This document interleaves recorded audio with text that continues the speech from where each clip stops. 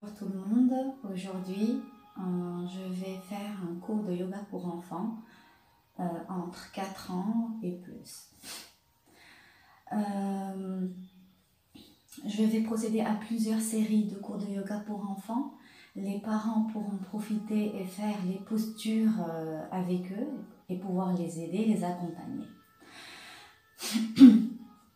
Donc le yoga est très important pour l'enfant. Il permet de garder sa flexibilité et aussi de canaliser toutes ses émotions. Le yoga vient de l'Inde, c'est très important de le savoir.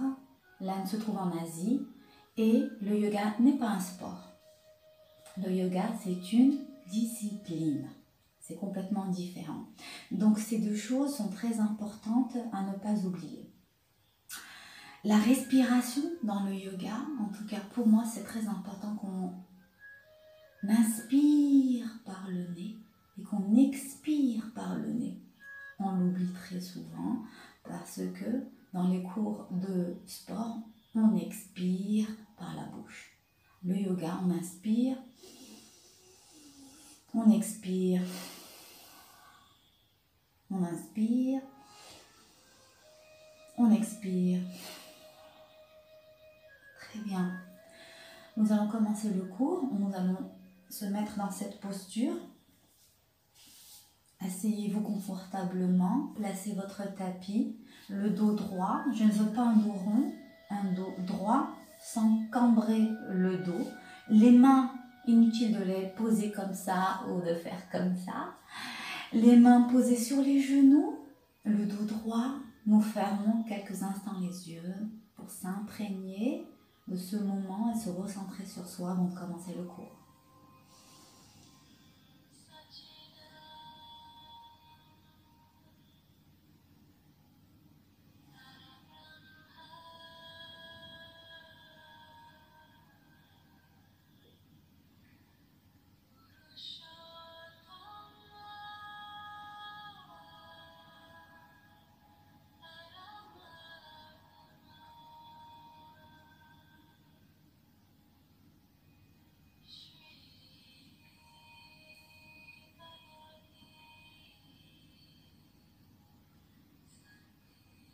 En gardant les yeux fermés, nous allons poser la main droite au niveau du ventre, la main gauche au niveau du cœur et nous allons procéder à 5 respirations. On inspire, on bloque, on expire. On inspire, on bloque, on expire. Ne pas oublier que l'expiration se fait par le nez. On inspire, on bloque, on expire. On inspire, on bloque, on expire. Faites 2 respirations vous-même à votre rythme.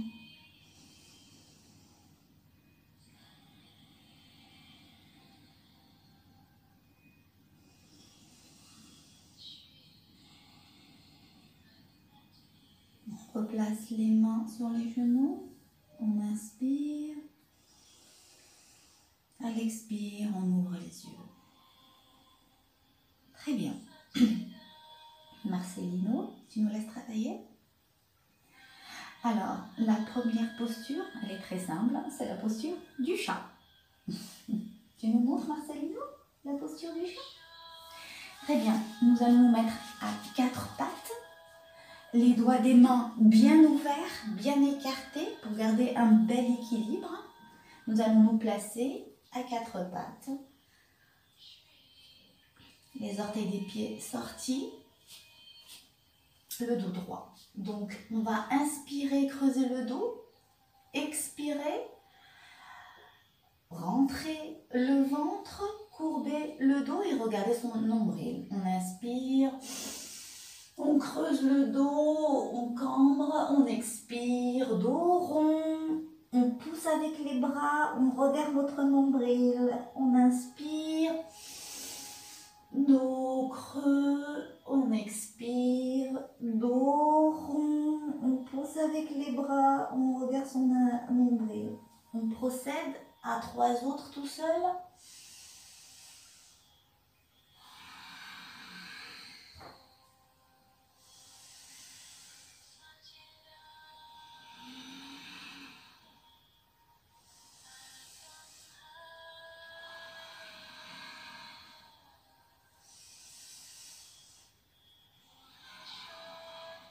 Très bien, on revient s'asseoir sur nos talons. Cet exercice est très important car il aide à réchauffer la colonne vertébrale afin de procéder à d'autres postures. La prochaine posture, Marcel, c'est quoi la prochaine posture? C'est la posture du chien. Donc la posture du chien, nous allons prendre les mêmes mesures de la posture du chat.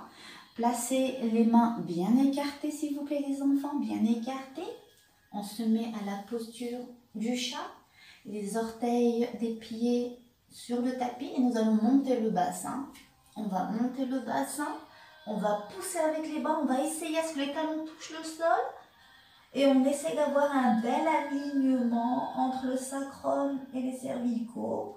Si ça tire à l'arrière des jambes, c'est normal, on peut procéder à quelques mouvements tendus flex.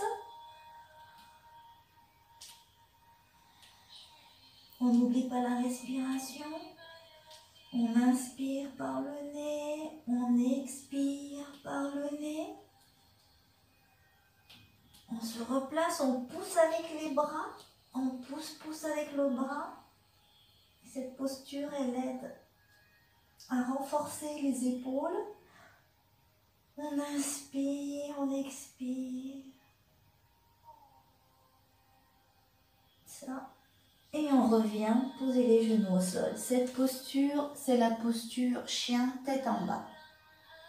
Il est très important de pouvoir la faire correctement, de pousser avec les bras, renforcer les épaules, avoir un bel alignement de la colonne vertébrale.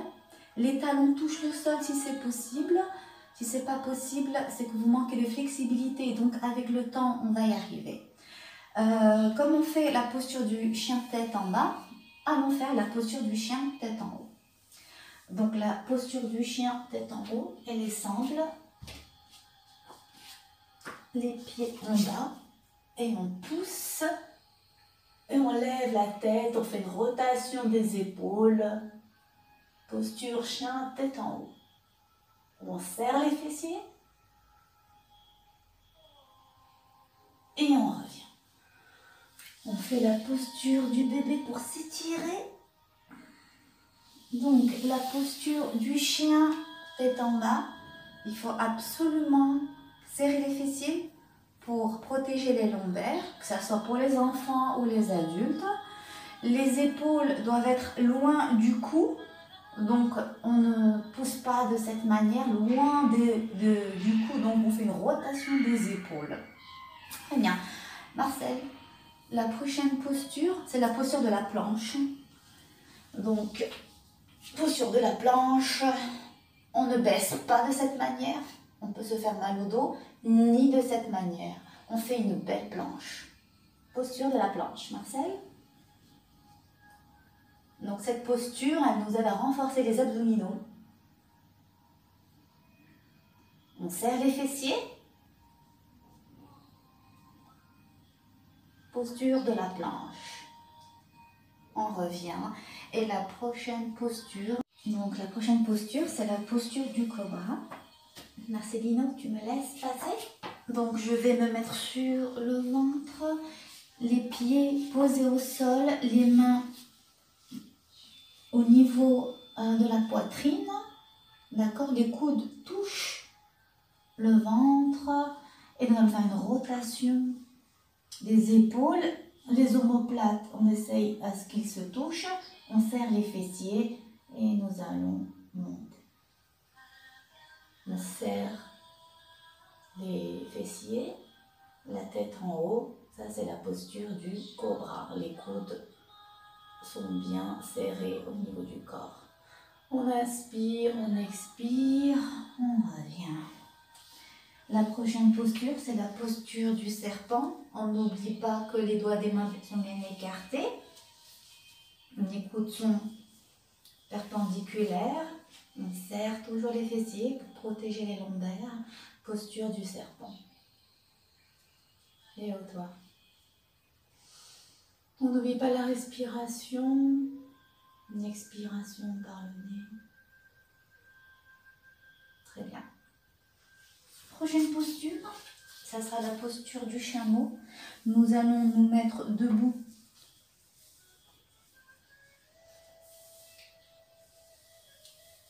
Sur les genoux. Et nous allons placer les mains sur les talons.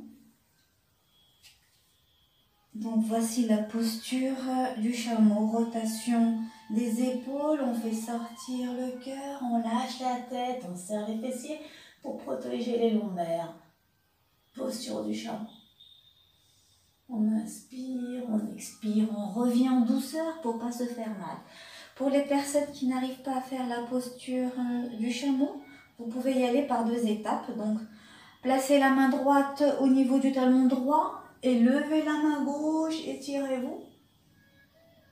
Regardez votre main, lâchez la tête, serrez les fessiers, on inspire, on expire, on étire le ventre, on revient en douceur. Et on passe de l'autre côté, main gauche sur le talon gauche, on lève le bras, on lâche la tête, on regarde notre main, on inspire, on expire, on serre les fessiers et on revient. Donc on peut passer étape par étape avant de faire la posture du chameau.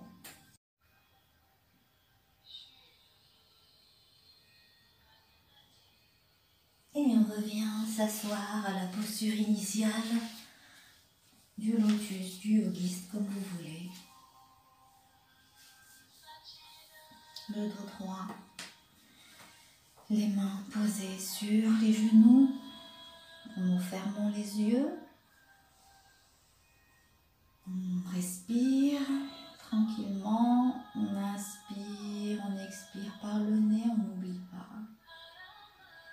Et on voit comment on se sent par rapport au début de la séance. On a travaillé plusieurs parties de notre corps.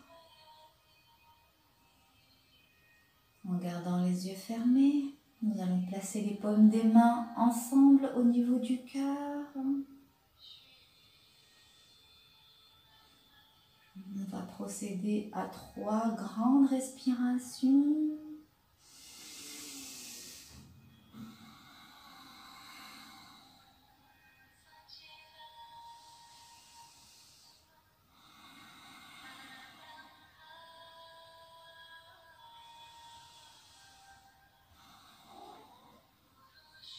Et la séance est terminée. On ouvre les yeux. Namaskar ou Satnam. Merci. Donc aujourd'hui, nous avons procédé à plusieurs postures. Chaque cours, nous ferons 5 à 6 postures. Aujourd'hui, nous avons fait la posture du chat, la posture du chien tête en haut, la posture du chien tête en bas, la posture du chien tête en bas, la posture du chien tête en haut, la planche, le cobra, le serpent et le chameau.